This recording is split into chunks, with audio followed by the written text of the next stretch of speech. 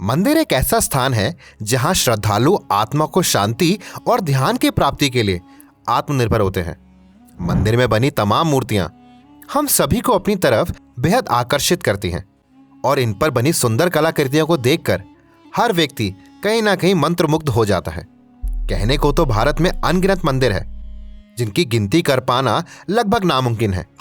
उन सभी मंदिरों में भक्तों की बड़ी भीड़ हमेशा उमड़ी रहती है।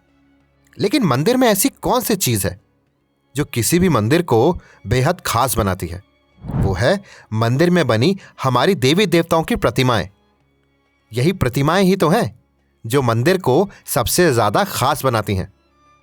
भारत में कई मंदिर ऐसे भी हैं जिनका संबंध पुराने युगों व उनके इतिहास से है।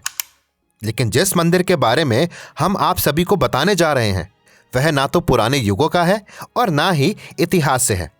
इस मंदिर का निर्माण ही ऐसा है कि इसे लोग देखकर कहते हैं यह मंदिर अतीत से नहीं बल्कि भविष्य से है। तो आज इस वीडियो के माध्यम से हम आपको लेकर जाएंगे ऐसे ही एक रहस्यमयी हिंदू मंदिर की यात्रा पर, जो अपनी अद्वितीय और रहस्यपूर्ण वातावरण के लिए बेहद प्रसिद्ध है। भारत में स्थित होयसलेश्वर मंदिर भगवान शिव को समर्पित एक शानदार मंदिर है जो कर्नाटक के होलबिंदु नामक स्थान पर स्थित है। यह बेलूर से 12 किलोमीटर की दूरी पर है। इसका निर्माण 11वीं-12वीं शताब्दी में राजा विष्णुवर्धन के काल में हुआ था और इस बात में कोई हैरानी नहीं कि इस साल 2023 में यूनेस्को ने इस मंदिर को वर्ल्ड हेरिटेज की सूची में शामिल कर दिया है, जो हमारे भारत के लिए बहुत ही गर्व की बात है। लेकिन जो चीजें इस मंदिर को खास बनाती हैं वह है इस मंदिर का निर्माण और इसमें बनी हुई मूर्तियां, जिसको देखकर आप सभी भी यही कहेंगे कि ये तो पक्का है कि प्राचीन सभ्यता में कोई ना कोई उन्नत तकनीक अवश्य रही होगी जिसे हमारे आज के युग ने कहीं ना कहीं खो दिया। तो चलिए एक एक करके इन मंदिरों के निर्माण और मूर्तियों के बारे में बात करते हैं। सबसे पहले हम बात करते हैं इस मंदिर की सबसे बाहरी परत की, जो कि पूरे 12 नक्काशीदार परतों से बनी है। हैरान कर देने वाली बात यह है कि इन 12 परतों को किसी सीमेंट या चूने की सहायता से नहीं जोड़ा गया है, बल्कि इन्हें आधुनिक तरीके से इंटरलॉकिंग की सहायता से जोड़ा गया है, जिसे हम पत्थर को तराशना कहते हैं, जो एक प्राचीन वास्तुकला और अभियांत्रिक का एक विशेष उदाहरण है। लेकिन उन सभी परतों को जोड़ने के लिए आधुनिक औजार की जरूरत पड़ती है, जो उस समय पर होना असंभव था। वहीं दूसरी तरफ इस मंदिर में बने स्तंभ इस मंदिर की एक खास विशेष जान है। 12 फीट लंबे गोलाकार स्तंभ पर पाए जाने वाले गोलाकार निशान, यह निशान इतने ज्यादा सटीक हैं कि इन्हें बस उन्नत तकनीकों का प्रयोग करके ही बनाया जा सकता है। ऐसे में सवाल यह उठता है कि उस समय आधुनिक उन्नत मशीनें ना होने के बावजूद भी इन स्तंभों पर यह गोलाकार निशान आखिर बनाए कैसे गए। अगर हम बात करें मंदिर में बनी मूर्तियों के बारे में, तो इस मंदिर में ऐसी कई अन्य मूर्तियां हैं जिसमें नक्काशीदार आभूषण बने हैं, जो छोटे पत्थर के इंटरलॉकिंग की सहायता से जोड़े जाते हैं, जो मुश्किल से 1 इंच चौड़े हैं, जिसको किसी आधुनिक मशीन की मदद से ही तराशा जा सकता है। और यह आज के समय में बनी हुई आधुनिक मशीनों की सहायता से बनाना भी बहुत कठिन है, लेकिन असंभव नहीं।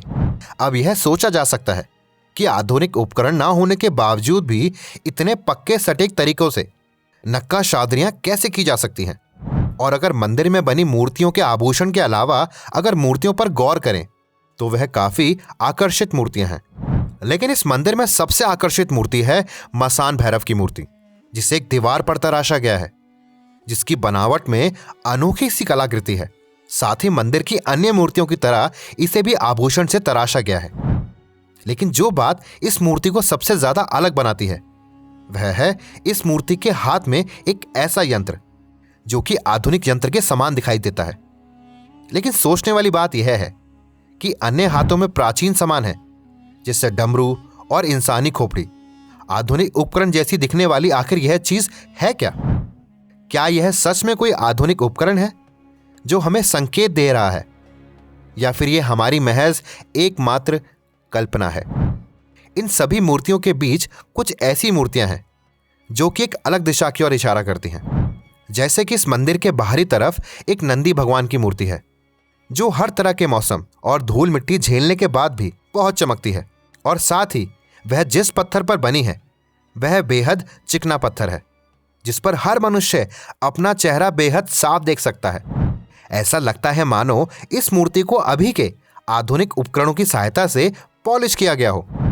लेकिन आज के आधुनिक समय में पॉलिश और पत्थर को चिकना करने के लिए हमें आधुनिक मशीनों की बेहद जरूरत पड़ती है और उसके बिना इसको कर पाना संभव नहीं। लेकिन उस समय मूर्ति को इतना सटीक चिकना और पॉलिश कर पाना, वो भी बिना आधुनिक मशीनों की सहायता से, यह तो संभव ही नहीं है। दूसरी तरफ इस मंदिर में कुछ ऐसी मूर्तियां भी हैं जिसको देखकर यह कहना बिल्कुल गलत नहीं होगा कि इस मंदिर को बनाने के लिए जरूर कोई भविष्य से भूतकाल में गया था, क्योंकि इस मंदिर में बनी भगवान शिव जी की एक मूर्ति है जिनके सर के मुकुट पर 1 इंच चौड़ी खोपड़ियां बहुत ही शानदार तरीके से बनाई गई हैं। और वह खोपड़ियां कोई साधारण खोपड़ियां नहीं, वह खोखली खोपड़ियां हैं जिनके मुंह के अंदर अगर टॉर्च से रोशनी मारी जाए तो वह खोपड़ी में बने आंखों और कानों से बाहर निकलती हैं। सोचने वाली बात यह है, जो मुश्किल से 1 इंच चौड़ी खोपड़ी है उसे इतनी बारीकी से खोखली कैसे बनाया गया, जिसमें अगर टॉर्च की रोशनी डाली जाए या एक पतली सुई डाली जाए तो वह दूसरे छोर से बाहर निकल आती है। हैरानी की बात यह भी है कि इन खोपड़ियों को आधुनिक औजारों से भी खोखला करना संभव नहीं है और उस समय सिर्फ छेनी और हथौड़े की सहायता से यह कर पाना तो बेहद असंभव है। अब इस मंदिर की विशेषताओं को देखकर हम सभी को यही लगता है कि वाकई हमारे पूर्वजों के पास जितना ज्ञान था, हमारे पास उसका तिनका भर भी नहीं है।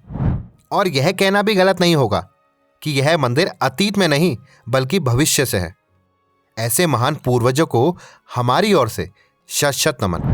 तो दोस्तों, आज की इस वीडियो में बस इतना ही।